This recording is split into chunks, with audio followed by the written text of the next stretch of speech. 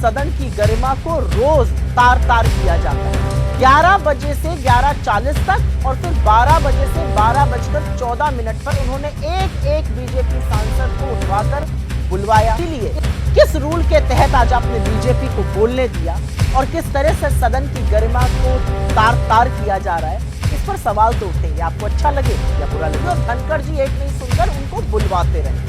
नेता प्रतिपक्ष का माइक बंद किया जाएगा, नेता प्रतिपक्ष बोलना शुरू नहीं करेंगे, आप उनको टोकेंगे। और अडानी का वो नाम ले दे तो आप जोर जोर से चिल्लाकर कहते हैं कोई चीज रिकॉर्ड पर नहीं जाएगी।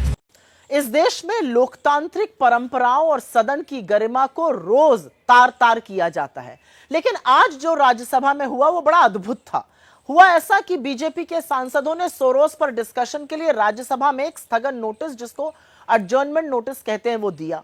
राज्यसभा के सभापति और इस देश के उपराष्ट्रपति जगदीप धनखड़ जी ने उसको अस्वीकार कर दिया। लेकिन उसके बाद जादू हुआ। 11 बजे से 11:40 तक और फिर 12 बजे से 12:14 पर उन्होंने एक एक बीजेपी सांसद को उठवाकर बुलवाया।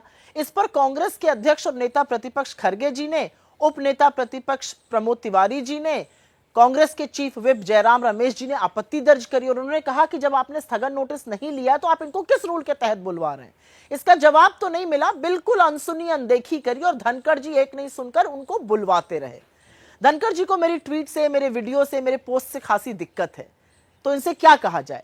लेकिन जो आप लोकतंत्र के साथ कर रहे हैं, जो आप सदन की गरिमा और मर्यादा के साथ कर रहे हैं, उस पर हम क्या कहें। नेता प्रतिपक्ष का माइक बंद किया जाएगा, नेता प्रतिपक्ष बोलना शुरू नहीं करेंगे, आप उनको टोकेंगे। और अडानी का वो नाम ले दे तो आप जोर जोर से चिल्लाकर कहते हैं कोई चीज रिकॉर्ड पर नहीं जाएगी। और वहीं पर नेता सदन बीजेपी के अध्यक्ष जेपी नड्डा को बिल्कुल मंत्रमुग्ध होकर सुना जाता है। इस तरह के दोहरे मापदंड देश को थोड़ा व्यथित करते हैं, देश को दुखी करते हैं।